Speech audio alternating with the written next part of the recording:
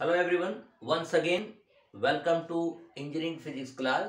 I am Dr. Lalit Gupta. Today we are going to discuss interference chapter, and interference chapter discuss the most important question for an exam point of view, that is a Newton ring. Okay, so with the help of this Newton ring, we can derive the diameter of dark and bright fringes. So generally question asks, describe the formation of Newton ring and prove that in reflected light, the diameter of bright ring is directly proportional to the square root of odd number and the diameter of dark ring is directly proportional to the square root of natural. So this is the simple question which are asking in university examination. Okay, so first of all, here is the setup of Newton ring. Here is the plano-convex uh, plano-convex lens with glass plate setup, and here is the monochromatic source. This one is the 45 angle glass plate, and here is the microscope. With the help of this microscope, we can visualize the fringes, alternate bright and dark fringes. And this is our diagram. With the help of this diagram, we can identify and determine the diameter of dark and bright ring. Now, before we start the derivation, we should know this particular setup of Newton ring. What is this Newton ring setup? This Newton ring setup is consist of large focal length of this is the large focal length of plano-convex lens placed on the plain glass plate. Okay तो ये एक large focal length का हम लेते हैं plano convex lens और वो plane glass plate पे रखा हुआ होता है, ठीक। एंड द एयर फिल्म, यहाँ पे एयर फिल्म बन रहा है, आपको दिखाई दे रहा है। The air film is form upper surface of the between the upper surface of the lens, lower surface of the lens and upper surface of the glass plate, in between the, and the at the point of contact here, at the point of contact the film thickness will be zero, near about zero, and the center outward direction the film thickness will be increases gradually. जैसे जैसे हम इस centre outward direction पे बढ़ेंगे तो film की thickness धीरे धीरे धीरे धीरे आपकी बढ़ती जाएगी और मैक्सिमम थिकनेस आपको दिखाई दे रही है टी है। When monochromatic light, this monochromatic light when falls on this plano-convex lens air film, what happened? We got the alternate dark and bright fringes. हमको जब यहां से लाइट इस पे नॉर्मली इस पे डाला जाता है एयर फिल्म पे, तो इन एयर फिल्म में हमको जो एक अल्टरनेट डार्क और ब्राइट हमको फिल्म दिखाई देती है, which are concentric circle concentric circle के रूप में मिलेगी हमें at the point of contact with dark. तो this particular circle is called Newton ring. So this is the simple formation description of Newton ring. So our objective is to find out the diameter of bright and dark ring.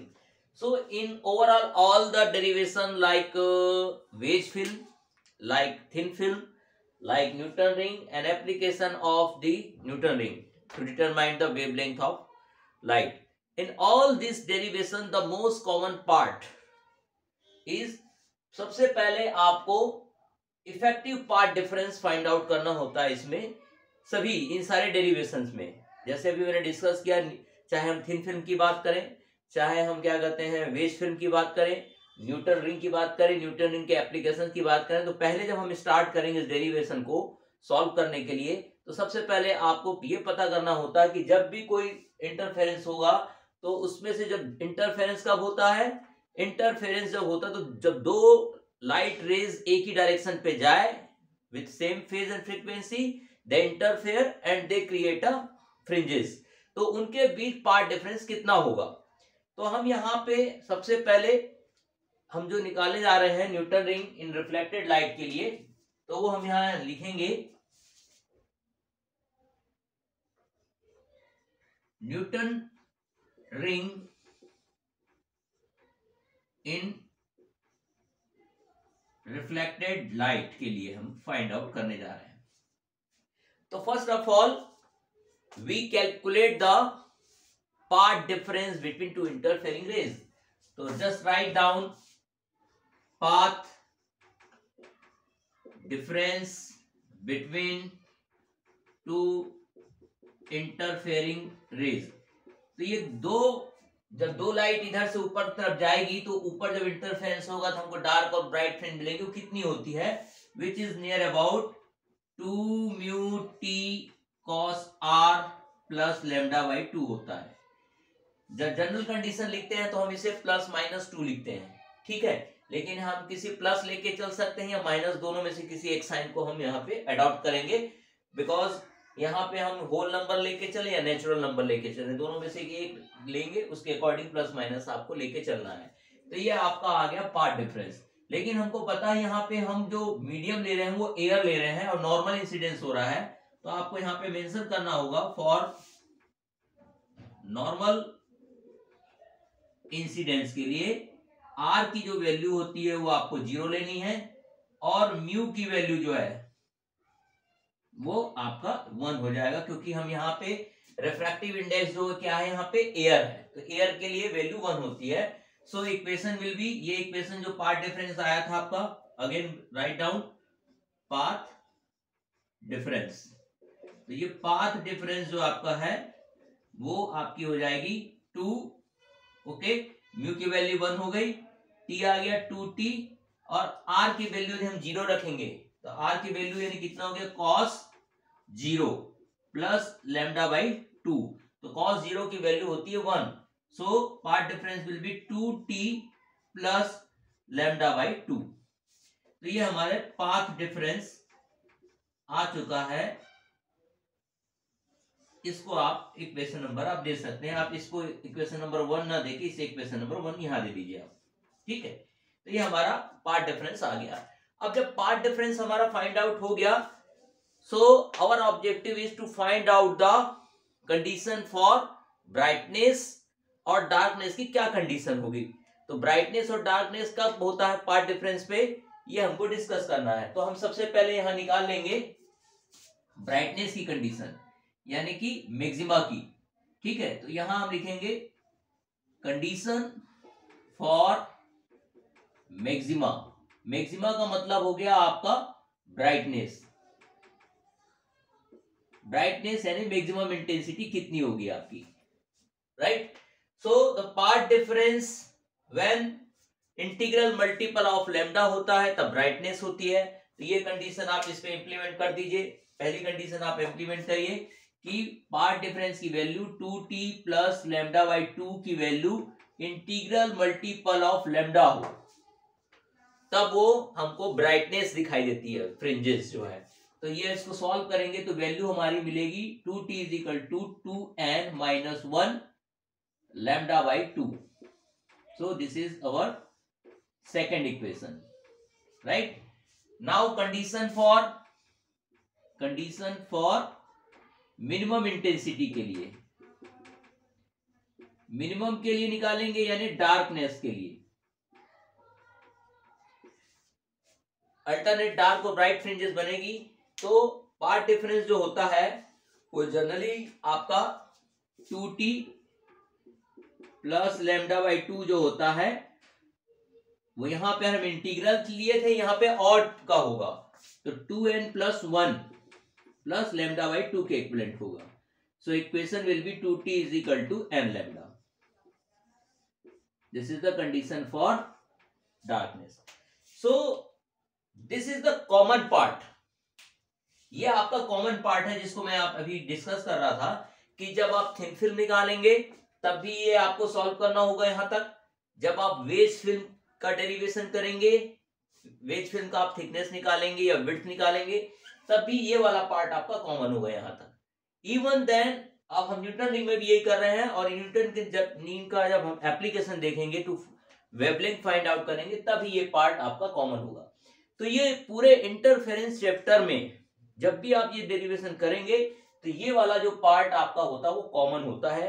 तो इसलिए इसको आपको अच्छी तरह से practice करना होगा, क्योंकि हमारे कॉमन पार्ट है, इसमें सभी डेरिवेशन में ये आपको करना होगा। Now come to the point, find out the diameter. तो यहां हम निकालेंगे diameter of bright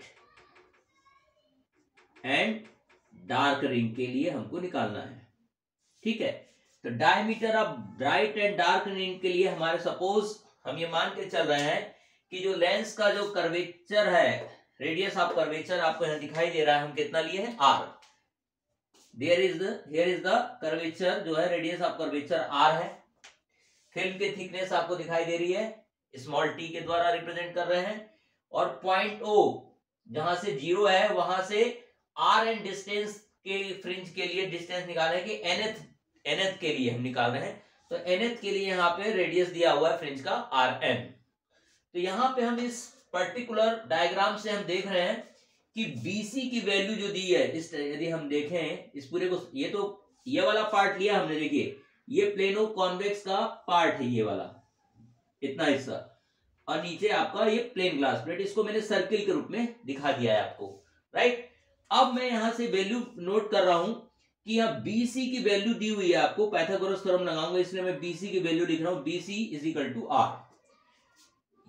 point OB जो भी है ये भी कितने के बराबर है, R के बराबर है।